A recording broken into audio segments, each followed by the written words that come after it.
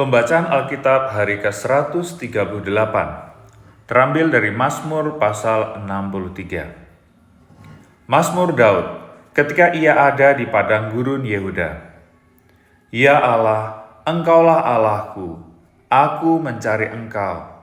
Jiwaku haus kepadamu, tubuhku rindu kepadamu, seperti tanah yang kering dan tandus tiada berair. Demikianlah aku memandang kepadamu di tempat kudus, sambil melihat kekuatanmu dan kemuliaanmu. Sebab kasih setiamu lebih baik daripada hidup.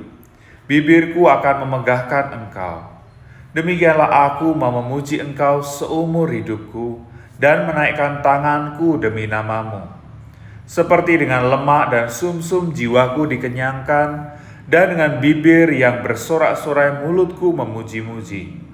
Apabila aku ingat kepadamu di tempat tidurku, merenungkan engkau sepanjang kawal malam. Sungguh, engkau telah menjadi pertolonganku, dan dalam naungan sayapmu aku bersorak-sorai. Jiwaku melekat kepadamu, tangan kananmu menopang aku. Tetapi orang-orang yang berikhtiar mencabut nyawaku akan masuk ke bagian-bagian bumi yang paling bawah. Mereka akan diserahkan kepada kuasa pedang. Mereka akan menjadi makanan anjing hutan. Tetapi raja akan bersuka cita di dalam Allah. Setiap orang yang bersumpah demi Dia akan bermegah, karena mulut orang-orang yang mengatakan dusta akan disumbat. Yohanes pasal yang ke-10 ayat 22. Tidak lama kemudian tibalah hari raya pentahbisan Bait Allah di Yerusalem. Ketika itu musim dingin, dan Yesus berjalan-jalan di Bait Allah di Serambi Salomo.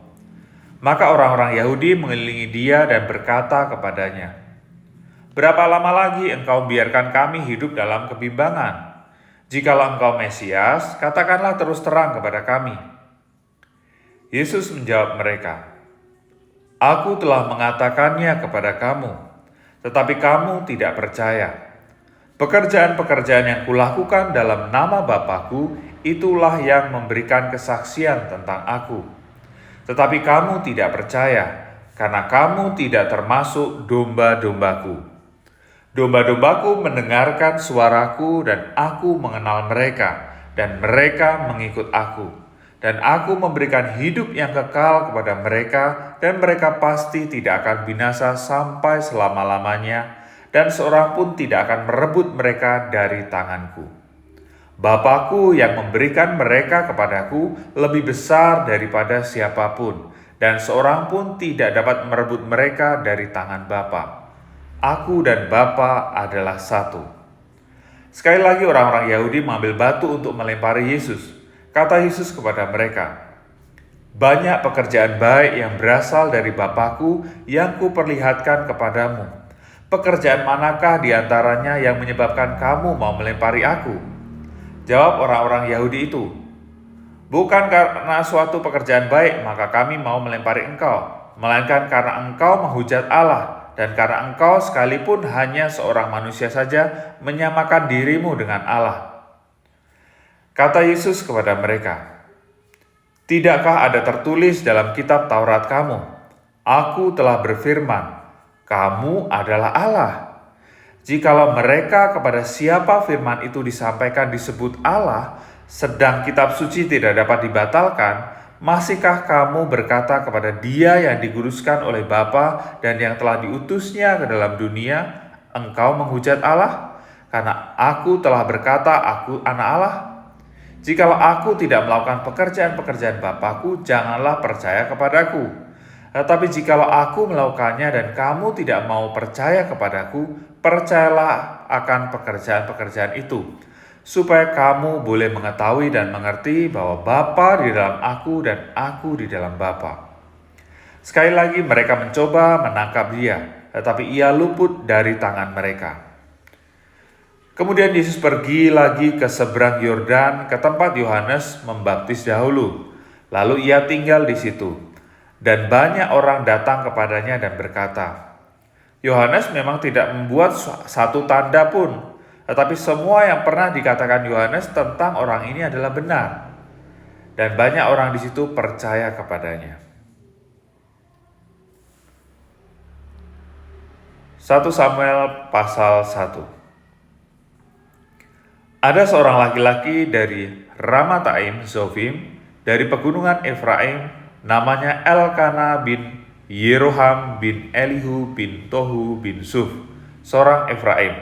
Orang ini mempunyai 2 istri, yang seorang bernama Hana dan yang lain bernama Penina. Penina mempunyai anak tetapi Hana tidak.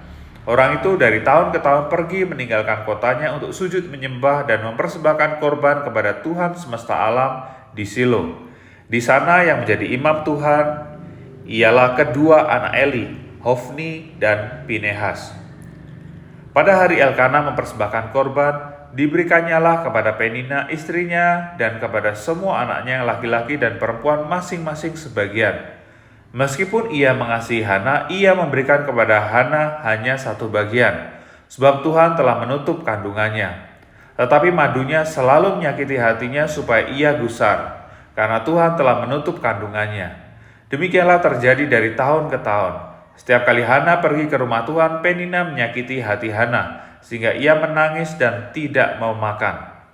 Lalu Elkana suaminya berkata kepadanya, "Hana, mengapa engkau menangis, dan mengapa engkau tidak mau makan?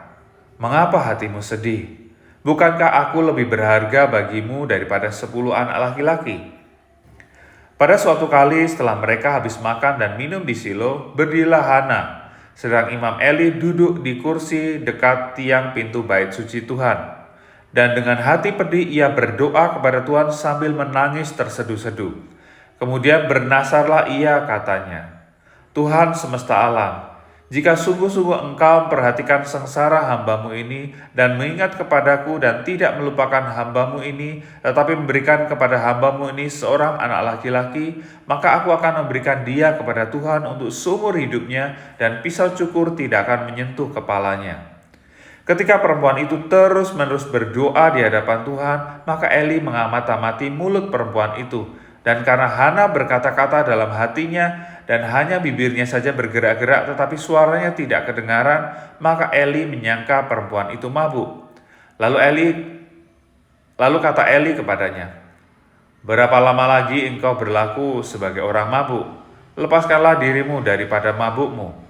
Tetapi Hana menjawab, "Bukan, tuanku, aku seorang perempuan yang sangat bersusah hati. Anggur ataupun minuman yang memabukkan tidak kuminum, melainkan aku mencurahkan isi hatiku di hadapan Tuhan. Janganlah anggap hambamu ini seorang perempuan dursila, sebab karena besarnya cemas dan sakit hati aku berbicara demikian lama." Jawab Eli, "Pergilah dengan selamat, dan Allah Israel akan memberikan kepadamu apa yang engkau minta daripadanya." Sesudah itu berkatalah perempuan itu, "Biarlah hambamu ini mendapat belas kasihan daripadamu." Lalu keluarlah perempuan itu, ia mau makan dan mukanya tidak muram lagi. Keesokan harinya bangunlah mereka itu pagi-pagi lalu sujud menyembah di hadapan Tuhan. Kemudian pulanglah mereka ke rumahnya di Rama. Ketika Elkana bersetubuh dengan Hana istrinya, Tuhan ingat kepadanya. Maka setahun kemudian mengandunglah Hana dan melahirkan seorang anak laki-laki. Ia menamai anak itu Samuel, sebab katanya, "Aku telah memintanya daripada Tuhan."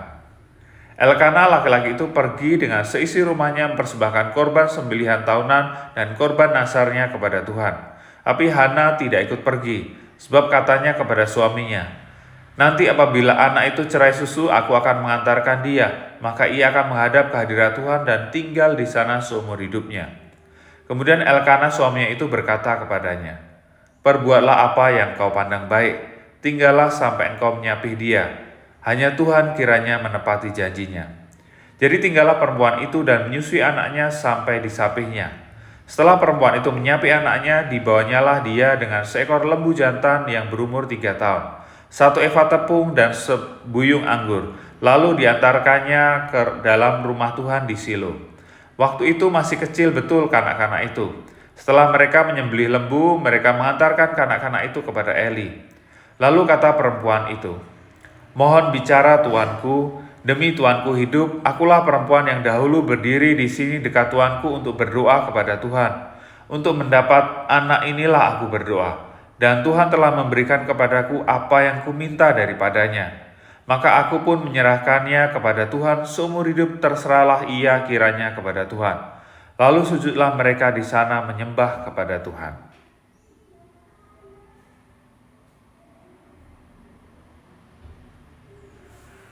Lalu berdoalah Hana, katanya, hatiku bersukaria karena Tuhan, tanduk kekuatanku ditinggikan oleh Tuhan. Mulutku mencemoohkan musuhku, sebab aku bersukacita karena pertolonganmu. Tidak ada yang kudus seperti Tuhan, sebab tidak ada yang lain kecuali Engkau, dan tidak ada gunung batu seperti Allah kita. Janganlah kamu selalu berkata sombong, janganlah caci maki keluar dari mulutmu, karena Tuhan itu Allah yang Maha Tahu, dan oleh Dia perbuatan-perbuatan diuji. Busur pada pahlawan telah patah, tetapi orang yang terhuyung-huyung pinggangnya berikatkan kekuatan. Siapa yang kenyang dahulu sekarang menyewakan dirinya karena makanan, tetapi orang yang lapar dahulu sekarang boleh beristirahat. Bahkan orang yang mandul melahirkan 7 anak, tetapi orang yang banyak anaknya menjadi layu. Tuhan mematikan dan menghidupkan. Ia menurunkan ke dalam dunia orang mati dan mengangkat dari sana. Tuhan membuat miskin dan membuat kaya. Ia merendahkan dan meninggikan juga. Ia menegakkan orang yang hina dari dalam debu dan mengangkat orang yang miskin dari lumpur, untuk menundukkan dia bersama-sama dengan para pahlawan, para bangsawan, dan membuat dia memiliki kursi kehormatan. Sebab Tuhan mempunyai alas bumi, dan di atasnya ia menaruh daratan. Langkah kaki orang-orang yang dikasihinya dilindunginya, tetapi orang-orang fasik akan mati binasa dalam kegelapan. Sebab bukan oleh karena kekuatannya sendiri seseorang berkuasa. Orang yang berbantah dengan Tuhan akan dihancurkan. Atas mereka ia mengguntur di langit. Tuhan mengadili bumi sampai ke ujung-ujungnya. Ia memberi kekuatan kepada raja yang diangkatnya dan meninggikan tanduk kekuatan orang yang diurapinya. Lalu pulanglah Elkana ke Rama, tetapi anak itu menjadi pelayan Tuhan di bawah pengawasan Imam Eli. Adapun anak-anak lelaki Eli adalah orang-orang dursila. Mereka tidak mengindahkan Tuhan ataupun batas hak para imam terhadap bangsa itu. Setiap kali seseorang persembahan korban sembelihan, sementara daging itu dimasak, datanglah bujang imam membawa garpu bergigi 3 di tangannya, lalu dicucukkannya ke dalam bejana atau ke dalam kuali atau ke dalam belanga atau ke dalam periuk. Segala yang ditarik dengan garpu itu ke atas diambil imam itu untuk dirinya sendiri. Demikianlah mereka memperlakukan semua orang Israel yang datang ke sana ke Silo. Bahkan sebelum lemaknya dibakar, bujang imam itu datang lalu berkata kepada orang yang mempersembahkan korban itu, berikanlah daging kepada imam untuk dipanggang, sebab ia tidak mau menerima daripadamu daging yang dimasak, hanya yang mentah saja. Apabila orang itu menjawabnya, bukankah lemak itu harus dibakar dahulu, kemudian barulah ambil bagimu sesuka hatimu? Maka berkatalah ia kepada orang itu, sekarang juga harus kau berikan, kalau tidak aku akan mengambilnya dengan kekerasan. Dengan demikian sangat besarlah dosa kedua orang muda itu di hadapan Tuhan, sebab mereka memandang rendah korban untuk Tuhan. Adapun Samuel menjadi pelayan di hadapan Tuhan. Ia masih anak-anak yang tubuhnya berlilitkan baju efod dari kain lenan. Setiap tahun ibunya membuatkan dia jubah kecil dan membawanya jubah itu kepadanya. Apabila ia bersama-sama suaminya pergi mempersembahkan korban sembelihan tahunan. Lalu Eli memberkati Elkana dan istrinya, katanya, Tuhan kiranya memberikan keturunan kepadamu dari perempuan ini pengganti yang telah diserahkannya kepada Tuhan. Sesudah itu pulanglah mereka ke tempat kediamannya, dan Tuhan mengindahkan Hana, sehingga ia mengandung dan melahirkan 3 anak laki-laki dan 2 anak perempuan lagi. Sementara itu makin besarlah Samuel yang muda itu di hadapan Tuhan. Eli telah sangat tua apabila didengarnya segala sesuatu yang dilakukan anak-anaknya terhadap semua orang Israel, dan bahwa mereka itu tidur dengan perempuan-perempuan yang melayani di depan pintu kemah pertemuan. Berkatalah ia kepada mereka, mengapa kamu melakukan hal-hal yang begitu? Sehingga ku dengar dari segenap bangsa ini tentang perbuatanmu yang jahat itu. Janganlah begitu, anak-anakku. Bukan kabar baik yang kudengar bahwa kamu menyebabkan umat Tuhan melakukan pelanggaran. Jika seseorang berdosa terhadap seorang yang lain, maka Allah yang akan mengadili. Tetapi jika seseorang berdosa terhadap Tuhan, siapakah yang menjadi perantara baginya? Tetapi tidak didengarkan mereka perkataan ayahnya itu, sebab Tuhan hendak mematikan mereka. Tetapi Samuel yang muda itu semakin besar dan semakin disukai, baik di hadapan Tuhan maupun di hadapan manusia.